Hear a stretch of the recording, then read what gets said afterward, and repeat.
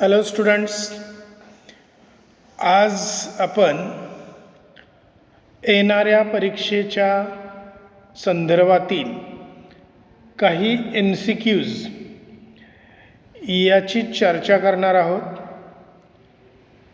हे MCQs किंवा multiple choice questions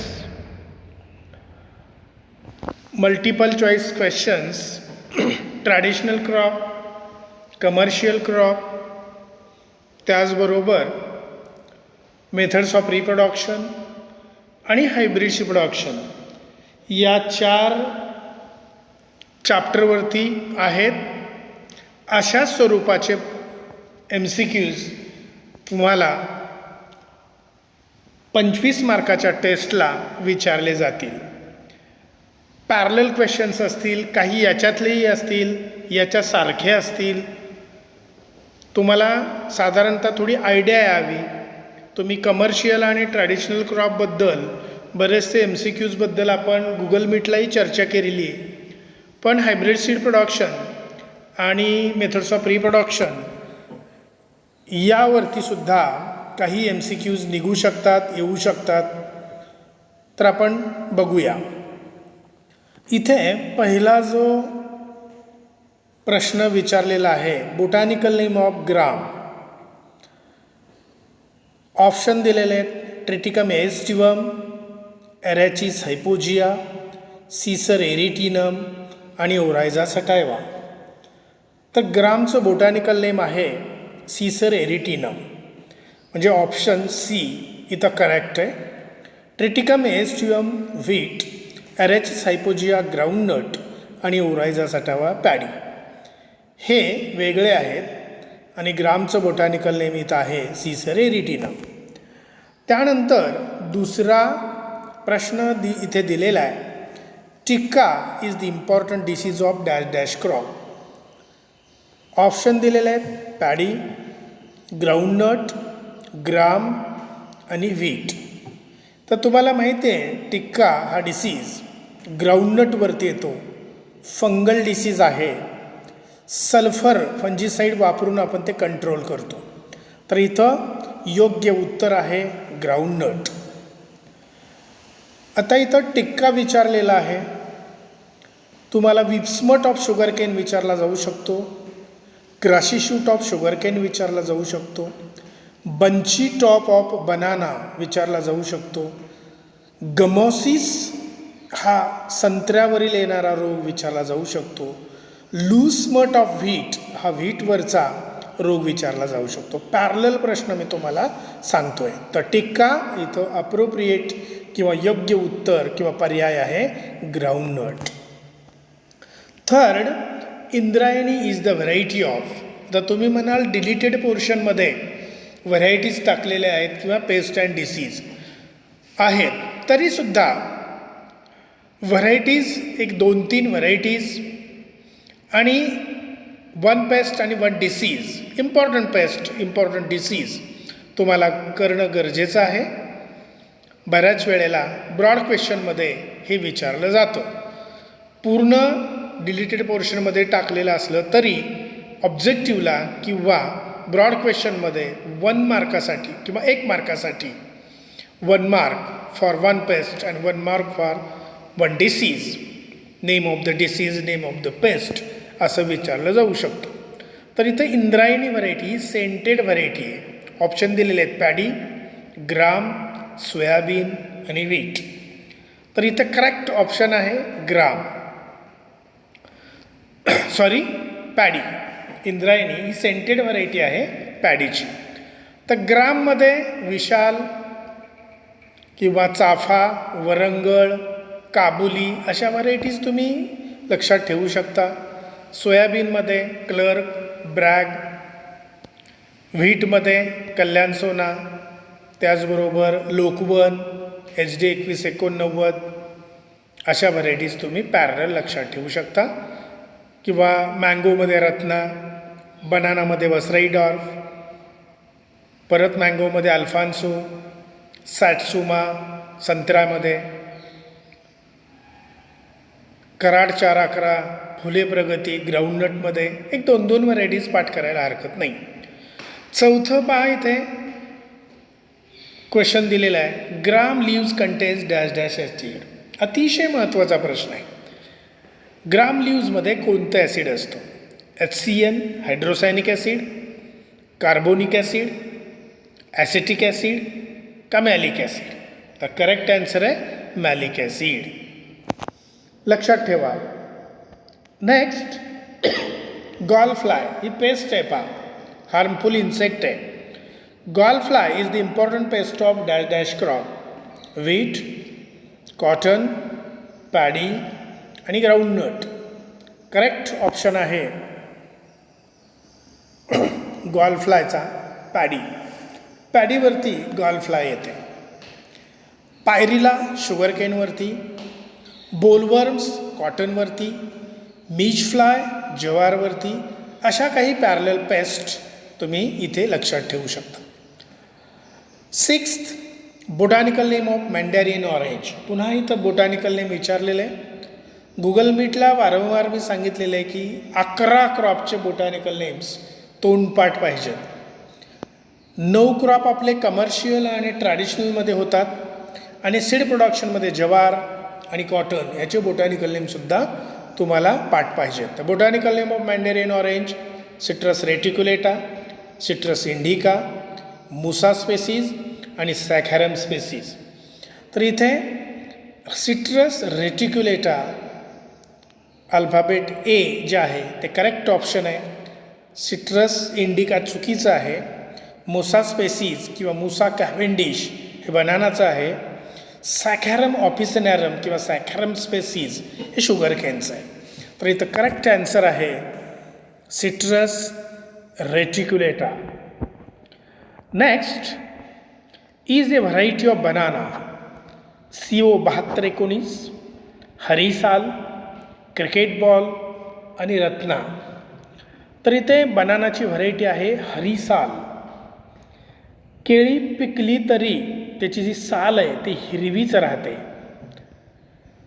green banana असंही आपण त्याला म्हणतो.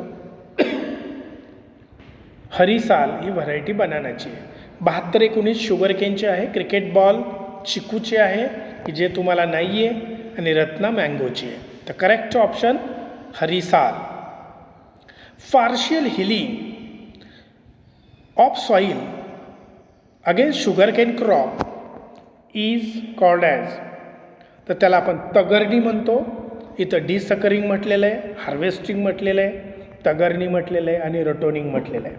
तर शुगर केनमध्ये पार्शियल हिलिंग म्हणजे loosening of the soil in between 2 rows of sugarcane याला आपण तगरणी असं म्हणतो. ते लक्षात ठेवा. डिसकरिंग बनानामध्ये करतात. हार्वेस्टिंग म्हणजे पिकाची काढणी, ते प्रत्येक क्रॉपमध्ये आढळेल. तगरणी शुगर केन आणि रटोनिंग म्हणजे खोडवा शुगर केनशी रिलेटेड आहे. पण पार्शियल हिलिंग मीन्स तगरणी. पुढे 9वा ऑप्शन आहे पहा, breaking of ridges and convert them into furrows and furrows into ridges in sugar cane is termed as. इथं रीजचं रूपांतर किंवा वरंब्याचं रूपांतर सरीमध्ये करणं याला काय म्हणायचं असं विचारलेलं आहे. तगरणी, अर्थिंग अप, टॉपिंग आणि इंटरकल्चर. तर करेक्ट ऑप्शन आहे अर्थिंग अप की ज्याला आपण बांधणी असं म्हणतो. ऊसामध्ये बांधणी करतात त्याला अर्थिंग अप म्हटलं जातं. आणि earthing up means break the ridge and convert them into furrows. 10th banana is grown at a temperature range of. इथं average temperature range of banana विचारलेलं आहे. 5 ते 10, 35 ते 55, 10 ते 40 आणि 45 ते 55 डिग्री सेल्सिअसमध्ये. तर करेक्ट ऑप्शन आहे 10 ते 40. Next development of seed without sexual fusion refers to. इथं चुकून डिग्री सेल्सिअस टाईप झालेले ते इग्नोर करा. तर सीडची development without fusion, sexual fusion म्हणजे मेल अँड फिमेल गॅमेटचं जर फ्युजन होत नसेल तर त्याला अपोमिक्सिस म्हणायचं, पार्थेनोजेनेसिस म्हणायचं, अपोगॅमी म्हणायचं का अपोस्पोरी म्हणायचं. खरं तर हे सर्वांनाच लागू पडतं आहे, पण करेक्ट आन्सर आहे apomixis. Next, a flower containing both stamens and pistil, both organs, is called as staminate flower, pistillate flower, perfect flower, none of these. तर इथं उत्तर आहे परफेक्ट फ्लावर. अतिशय महत्त्वाचं आहे, लक्षात ठेवा. त्याचबरोबर ऑफलाईन एक्झाम जर झाली तर 2 मार्कासाठी टिपिकल फ्लावर डायग्रॅम येऊ शकते. ते बॉटनीमध्ये 11वीला झालेलं आहे.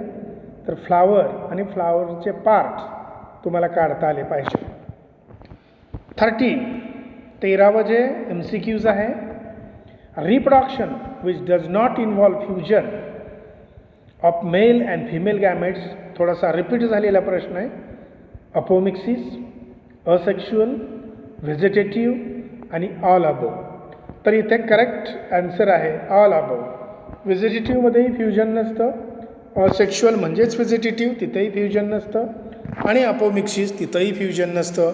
म्हणजे हे तिन्हीलाही लागू पडतं without fusion reproduction. Plant having male and female reproductive organs present in same flower, त्याला आपण बायोसेक्शुअल फ्लावर म्हणतो. करेक्ट आन्सर आहे bisexual. Next, the fusion of one of the 2 sperms with egg cell producing a diploid zygote is known as reproduction, gametogenesis, fertilisation आणि apospory. तर इथं correct answer आहे fertilisation. महत्त्वाचं आहे, स्टार करून ठेवा. General principles of seed production are broadly classified as genetic and dash dash principles. Agronomic, physical, chemical आणि biological. आपण गुगल मीटमध्ये बऱ्याच वेळेला हा प्रश्न घेतलेला आहे. जनरल प्रिन्सिपल जे आहेत हायब्रिड सीड प्रोडक्शनचे ते 2च आहेत, एक जेनेटिक आणि दुसरं ॲग्रॉनॉमिक. आणि इथे अर्थातच अल्फाबेट ए किंवा ऑप्शन ॲग्रॉनॉमिक प्रिन्सिपल करेक्ट आन्सर आहे. द पॅरेंट्स ऑफ H4 हे सुद्धा मी गुगल मीटला तुम्हाला बऱ्याच वेळेला चर्चा केलेली आहे. H4चे पॅरेंट्स विचारले जातात. तर H4चे पॅरेंट्स आहेत गुजरात 67 आणि American nectarless. G stands for Gujarat. पहिलंच जे आहे उत्तर ते करेक्ट आहे. Next, hybrid jowar seed is producing by using male sterility. कोणतं टेक्निक वापरायचं मेल स्टराईल लाईन तयार करण्यासाठी? तर इथं 4 पर्याय दिलेले आहेत. Genetic sterility, cytoplasmic sterility, cytoplasmic genetic sterility आणि नन ऑफ दीज. तर इथे cytoplasmic genetic male sterility technique वापरून आपण हायब्रिड सीड प्रोड्यूस करू शकतो. Sorghum bicolor is the botanical name of. आत्ताच मी सांगितलं की 11 क्रॉपचे बोटॅनिकल नेम पाठ पाहिजे. इथं स्वार्गम बायकलर कशाचं बोटॅनिकल नेम आहे हे विचारलेलं आहे. ज्वार, बाजरा, वीट आणि कॉटन. आणि अर्थातच उत्तर आहे ज्वार. आणि last, zonal sowing of crop is recommended to control. हा थोडासा आउट ऑफ सिलेबस प्रश्न आहे. झोनल सोईंग याचा अर्थ एकाच वेळेला एकाच टायमिंगला ज्वारीची पेरणी करायची. त्यामुळं मीज फ्लाय ही जी पेस्ट आहे ज्वारीची ती कंट्रोल होते. तर इथं मीज फ्लाय हे उत्तर आहे. पण हा आउट ऑफ सिलेबस म्हणण्यापेक्षा डिलीटेड सिलेबसमध्ये येतो. तर हे फारसं काही लक्षात ठेवण्याची गरज नाही. तर अशा प्रकारे एक जनरल उदाहरण म्हणून तुम्हाला काही MCQs आजच्या लेक्चरमध्ये मुद्दाम मी घेतले, त्याची चर्चा केली. अशाच स्वरूपाचे, यातील काही येतील पण अशाच स्वरूपाचे काही प्रश्न तुम्हाला बोर्ड परीक्षेमध्ये टर्म एंडला किंवा आत्ताच्या युनिट टेस्टला विचारले जातील. तर लाईन टू लाईन अभ्यास करून मॅक्झिमम स्कोअर करणं या विषयामध्ये आवश्यक आहे. तर आपण